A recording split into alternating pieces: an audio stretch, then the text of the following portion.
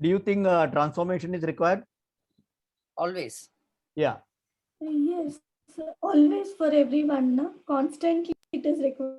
Yeah, yeah. It is actually a continuous process. Transformation, it's not one day, it is a continuous process. In our TA concept, we say in adult ego state, we continue our education, upgrade knowledge. Those who are, graduate, they can go for a PG. Those who are PG, they can go for PhD. Those who are a one PG, they can go for one more one or two more PGs. You can go for a doctorate.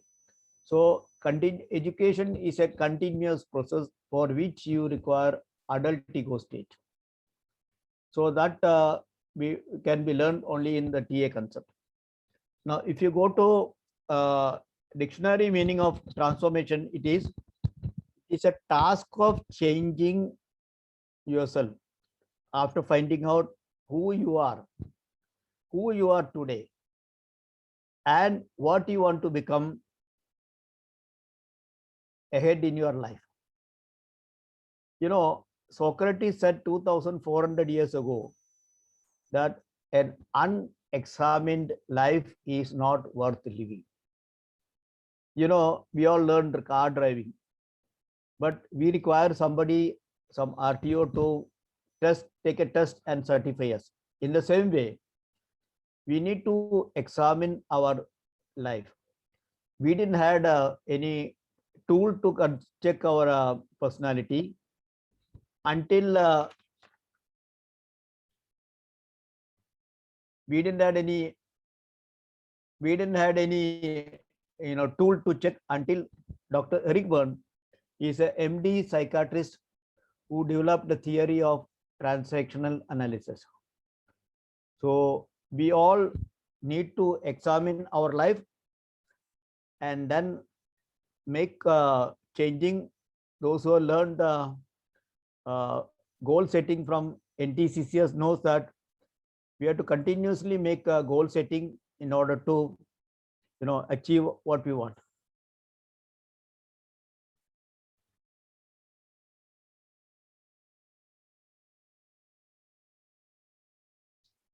So let's go into that. What is transformation? Transformation starts with self-examination. In transactional analysis, we have got 12 concepts. That is, I will explain you later as the session progress. Practice this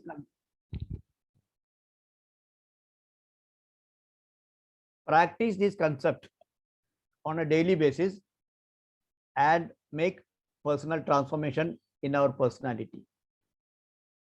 We need to learn to use our mind for love, peace, and prosperity together as a family, as a nation, and as a world as one.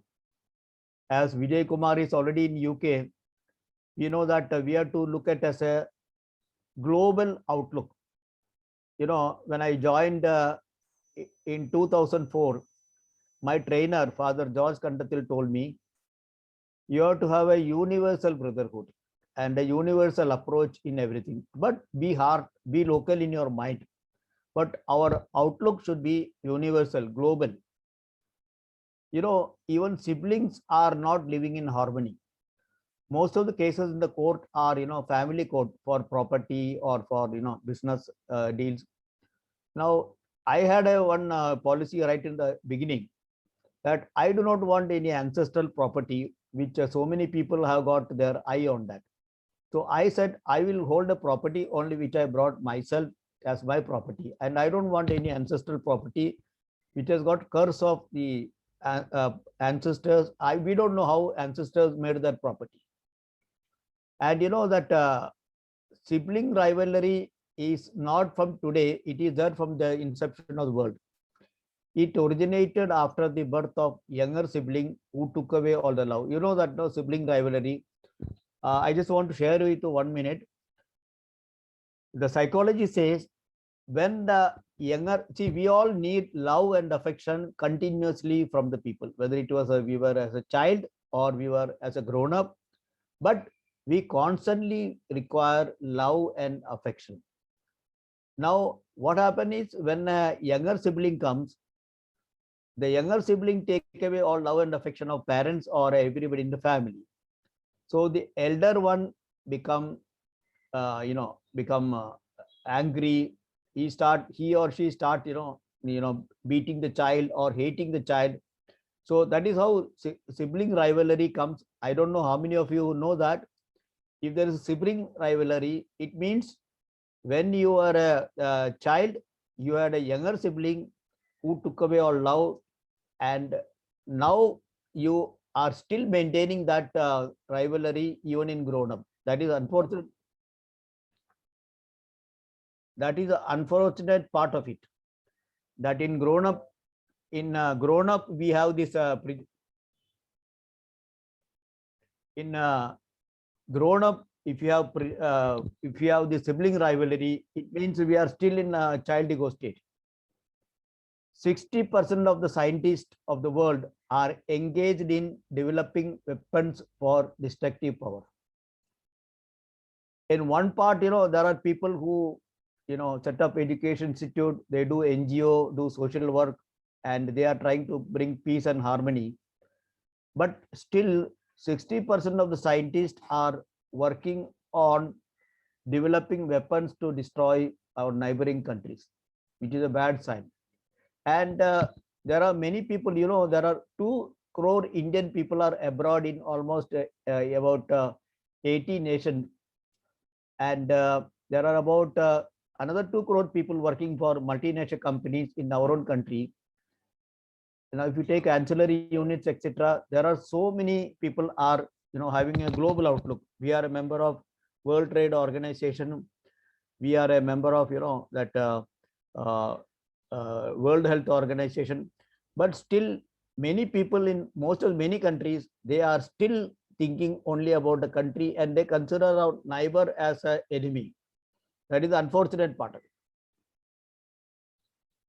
Now, transactional analysis, one of the subject of psychology. It is so simple to learn. Even a school student can learn and practice. Psychology is a study how people think, feel, and behave. Thought, feeling, behavior. Now, we are psychologically structured as parent, adult, child. I will explain you a little bit. When we are born, 0 to 6 years, we were child. So our ego state is child ego state, thought, feeling, behavior. Now, thought, feeling, behavior, if you are allowed to grow as natural child, we will be, a free child, having intuition, creativity, friendliness, loving nature. These are the symptoms of child ego state. Now, according to, my friends' research work, 45% energy every day we should spend on in child ego state. Be creative, have intuition, be friendly with people, and love nature, love birds. So that is how you will develop your personality. If you are not spending time in child ego state, it may be singing, drawing, being friendly with people, creativity. You can make drawings, you can do singing, listening song, going to garden, hugging the trees, bird watching. These are all, some of the natural, there is a art therapy, which call it, if you practice art therapy, you can make a drawing and, learn what has gone. For example, if you are drawing, you can draw yourself, husband and wife. Now, if you look at that art, you will know that if there is a distance between, husband and wife picture, it means there is a distance in psychologically you are maintaining distance. If you are holding hand together, that you are very friendly. And then, there are so many things that art will reveal you. And as we are 6 or 7, we start copying our parents, everything that parents said. Now, according to some survey, 85% of the parents are angry, prejudice, and hatedness. We unknowingly copy this behavior of being angry, being prejudiced, and hatedness. So what will happen? We have copied it from our parents, and our children will copy it from us. So the world as such build and maintain anger, prejudice, and hatedness. Now, what is the benefit? The benefit is negative. That is, we fall sick. According to a book called "You Can Heal Yourself," 600 diseases, right from ordinary headache to cancer, these are your own creation, psychological creation. So, for our health, remember that we need to love each other, we need to tolerate each other. And remember one thing, when we were a child, we were suppressed as a child. We were not allowed to think and grow naturally. So that's why we have not achieved our full growth. I met once I was traveling from Chennai to Bangalore because my flight to Pune was from Bangalore. I met one Sri Lankan NRI who was the production manager of a Boeing company. He told me he had a daughter.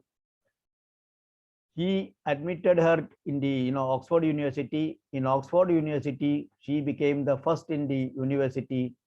So the vice chancellor called the parents to the stage and asked, "Can you tell the secret of bringing this child being the top in the Oxford University?" The parents said, "We never controlled her nor directed her anything. She has grown as a natural child. Only what they gave us, they used to teach Vedanta, the what do you call, what you tell them before sleeping, that remains in their mind." One of the method is, when you make transaction, that is how you communicate. Transaction is nothing but recognizing another person. Transaction is exchange of communication. Say when you meet a friend in the morning, you wish good morning, and the other person return the smile and return good morning. So that is called a transaction. Now this transaction has to be complementary. That is, you give expected answer. For example, when you are returning the good morning with a smile, that means you are exchanging a positive transaction. If you frown your face and turn back, that means you are crossing the transaction. That means you are rejecting that person. So that person carry that message that I have been rejected. So that he go sad feeling, and he connected to childhood, that when he was a child, people rejected him. So he feel the sad. So he fights with everybody at home, fights with everybody in the office. That's why the story of a taxi driver, he used to say good morning to everybody, all the passengers. So one passenger asked, "Why do you say good morning to all passengers?" He says, "When I wish good morning, he in turn wish everybody in the good morning, and the day goes as good." So that is a mission that taxi driver was trying to convey. Another thing is stroke. Stroke is recognition. Now I can tell you, one of the stroke method is, you look good, you are smart, you can do it, you have done it, you are successful in life. So that person feel happy. But when you give him a negative stroke, you look ugly, you don't know how to do job, you are idiot. So that person feel very sad and very bad whole day, and it affects his function in the office, and he will not be able to love everybody in the home. Now let's go to the origin of transactional analysis. As I said, it is one of the 57 subjects in psychology. Psychology is studying the mind, soul, studying the soul. Now Eric Berne, he was a MD psychiatrist. He started his psychoanalysis. He lived for during 1910 and 1970. He, along with his psychoanalysis people, said that for long-term health, long-term survival, transactional analysis can help. I don't know whether many of you may be knowing that many people think once you become a sick, mentally sick, you go to a psychiatrist, you start taking medicine. So once I asked the psychiatrist, "Sir, do you think if you take medicine, this person will cure?" So that person said, "No, this is only a temporary measure. For long term, he has to go for counseling. He has to go for clinical psychologist, or if it doesn't work, then only he has to come. In America, 70% of the mental health people are doctors. I mean, they when they are having mental sickness, first they go to a counselor. If counselor feel that this person need to go to, that person feel that yes, this person go to a clinical psychologist, maybe with a small dose of medicine, then they are referred to a clinical psychologist. And if clinical psychologists feel that this is advanced stage of mental sickness, then only are referred to then only they are referred to a psychiatrist. Now in America and all, there is a pattern that if you go to psychiatrists, they will say, did you go to a clinical psychologist before coming to me? Do you have a reference of clinical psychologist? Yes, then only he admits.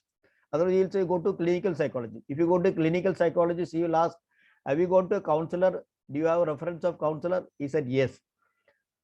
That is how that pattern works. But here, most of the people, when we have mental sickness, we straight away go to psychiatrist. That's not a good sign. And counseling is the best method if it is in the beginning. And if you have counseling means, clarifying doubts of people. Now, how this came to India is this Father George, you can see the photo on the right side. He was born in 1920 and he lived for 91 years. He, as a priest, he went to California to learn one of the skill. So he found transactional analysis to be very useful. So he called